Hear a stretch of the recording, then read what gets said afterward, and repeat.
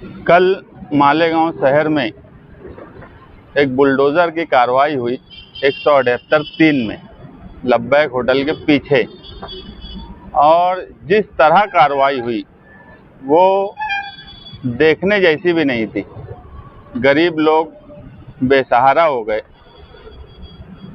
छत उनके उजाड़ दिए गए। ये पूरे मामले में हम लोगों के पास यहाँ पर कुछ लोग उस एरिया के अभी आए हैं और उन्होंने कुछ एग्रीमेंट दिया है। सबका अपना अपना एग्रीमेंट है।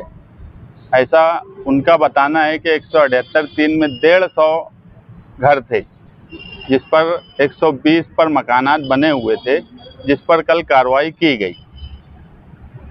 लेकिन ये पूरा मामला हम लोगों के इल्म में था ही नहीं। और जो वहाँ रहने वाले लोग हैं, जिन लोगों ने उनसे एग्रीमेंट किया, उनसे पैसा लिया, कोई 10 साल पहले वो जगह खरीदा, कोई 5 साल पहले, 8 साल पहले, 3 साल पहले, 1.5 लाख, 1 लाख, इस तरह की रकम भी दी गई। यानी ऐसा नहीं हुआ कि कोई गया और कहीं कब्जा कर लिया हो।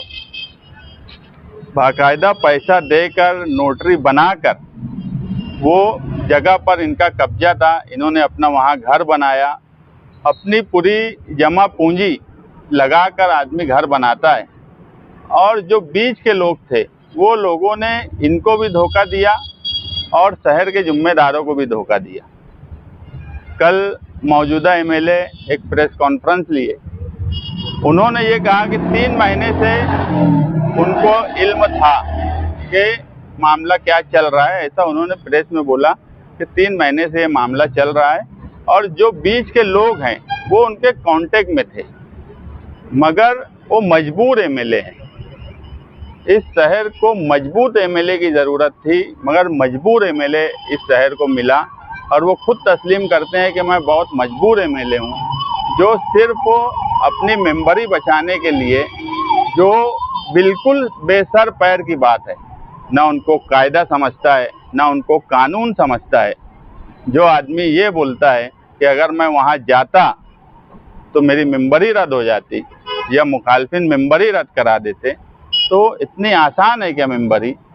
दूसरी बात कि कारपोरेटर के ताल्लुक से जो एक बात बोली जाती है कि कोई अतिक्रमण अगर कहीं आया है और उसको रोकने की कोशिश कोई कारपोरेटर कर रहा है, तो उसके ऊपर मेंबरी रद्द का ऑब्जेक्शन लिया जा सकता। उसकी वजह है कि कारपोरेशन की मिल्कियत अगर कोई है और कारपोरेशन में कारपोरेशन का एक जिम्मेदार है और वो आर्थिक नुकसान कारपोरेशन का कर रहा है, ऐसा मतलब निकाला जाता है। इसलिए ये बात होती।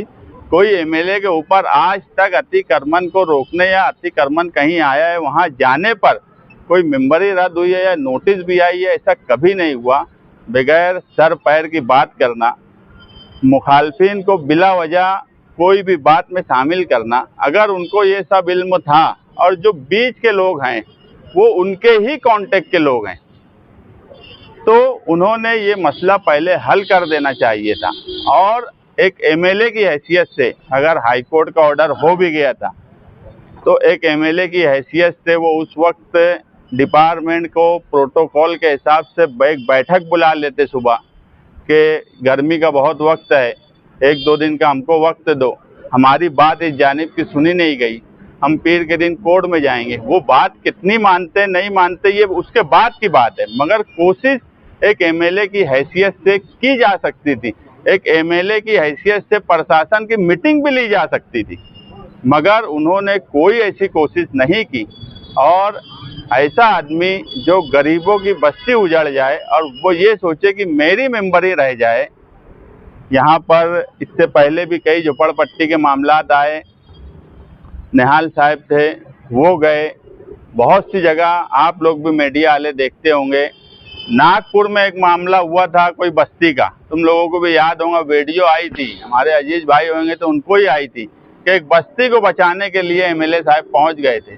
तो नागपुर में एक बस्ती को बचाने के लिए पहुंचे जब मेंबरी नहीं रद्द हो रही थी, मगर जिस शहर से चुन के आए, जिस शहर ने उनको 1 लाख से ज़्यादा वोट दी, वहाँ पर एक मजबूर एमएलए, एक कमज़ोर एमएलए, जो खुद कल साबित कर दिए कि वो एक कमज़ोर एमएलए है, यही वजह है कि मालेगांव शहर पे एक के बाद एक मुसीबत बढ़ती जा रही है और लोगों का कोई पुरसान हाल नहीं है। हमारे पास किला झोपड़पट्टी के लोग आए, किला के मामले में भी अव्वल दिन इन्होंने जाकर वहाँ बोल दिया था कि तुमको यहाँ से जाना है, सब अपना अपना इंतजाम कर लो। जब माइनॉरिटी डिफेंस कमेटी के आसिफ शेख साहब और हमने वहाँ के लिए कोशिश की, कल हाई कोर्ट में उसकी तारीख है, अब कल जो भी है उसका फैसला होगा। मेरा सिर्फ ये बोलना है कि हम लड़ाई तो लड़ रहे हैं, अगर इन मामले में भी हमको इल्म होता लब्बैक होटल के पीछे वालों की, तो हम इनके लिए ज़रूर कोशिश करते। हम आगे, वहाँ सारे लोग गरीब हैं, अगर वो सब लोग मुश्तरका तौर पर उनके साथ जो भी धोखा किया हो, वो कितना भी बड़ा सेठ हो, कितने भी बड़े लोग हों, मगर अगर 150 खानदान के साथ किसी ने धोखा किया है और उनकी कानूनी मदद की बात आएंगी, तो हम माइनॉरिटी डिफेंस कमेटी की तरफ से फ्री में उनके लिए कोर्ट कचहरी हर काम इंशाअल्लाह आगे करेंगे, उनको उनका हक दिलाएंगे। अगर 10 साल पहले किसी ने घर लिया है, आज उसकी जो कीमत है, कोई ये बोलेगा कि 10 साल पहले अगर वो 1.5 लाख रुपया या 1 लाख दिया था तो आज की कीमत से उसको पैसा मिलना चाहिए। उसका इंफ्रास्ट्रक्चर का जो नुकसान हुआ है वो नुकसान की भरपाई होना चाहिए, या वहीं आसपास उनको उतनी जगह जो लोगों ने एग्रीमेंट किया है वो दें। नहीं तो मैं पुलिस डिपार्टमेंट से भी यही गुजारिश करूंगा कि ऐसे दलाल लोग जो गरीबों का पैसा खा जाते हैं, इनके ऊपर सख्त से सख्त कानूनी कार्रवाई होना चाहिए और इन गरीबों का उनको हक मिलना चाहिए। ये लड़ाई अब हम इनके साथ मिल के लड़ेंगे। जितने भी लोग हैं जो आना चाहेंगे हमारे पास, हम इंशाअल्लाह उनके लिए कोशिश करेंगे। कल हाई कोर्ट में मैं जा रहा हूँ, वहाँ इनके कुछ एग्रीमेंट लेके वकील से भी ओपिनियन ले लिया जाएगा कि क्या करना चाहिए। और मेरी समझ से पुलिस डिपार्टमेंट को भी पूरी मालूमात है, जो भी बीच में लोग हैं उनके ऊपर कार्रवाई हर हाल में होना चाहिए। गरीबों का नुकसान करना ये मुनासिब बात नहीं है। एक इंसान अपना घर अपनी सारी जमा पूंजी लगा के बनाता है, वो एक बहुत अमीर आदमी हो तो वो उसके साया निशान बनाएगा, गरीब आदमी उसके साया निशान बनाएगा, मगर अपनी पूरी जमा पूंजी लगाता है और उनका ऐसा नुकसान किया गया। और मौजूदा एमएलए जो है वो मजाक कर रहे हैं शहर के साथ, ऐसी ऐसी बात बोलते हैं कि जिसका कोई कहीं से कुछ भी समझ में नहीं आता कि वो चाहते क्या हैं, कि कार्रवाई हो जाना चाहते थे कि नहीं चाहते थे, उनकी कोई बात नहीं, मगर ये शहर में नुमाइंदगी के बिल्कुल उनको हक नहीं बचा है।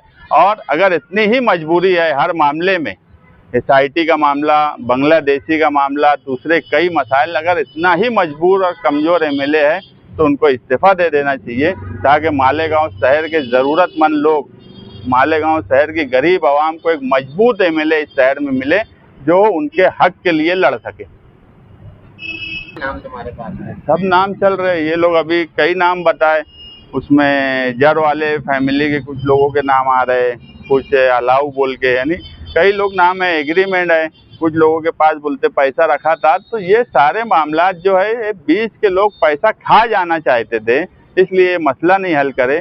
दूसरी बात ये कि वो जगह की कीमत दिखती बात है, 10 साल पहले अगर किसी को दी गई थी तो आज उसकी कीमत 4 पट 10 पट हो गई होंगी। तो ये बीच के लोग ही लालची लोग थे जिन्होंने कोई कोशिश नहीं की इनके साथ ईमानदारी से, इसलिए ये नौबत आई है।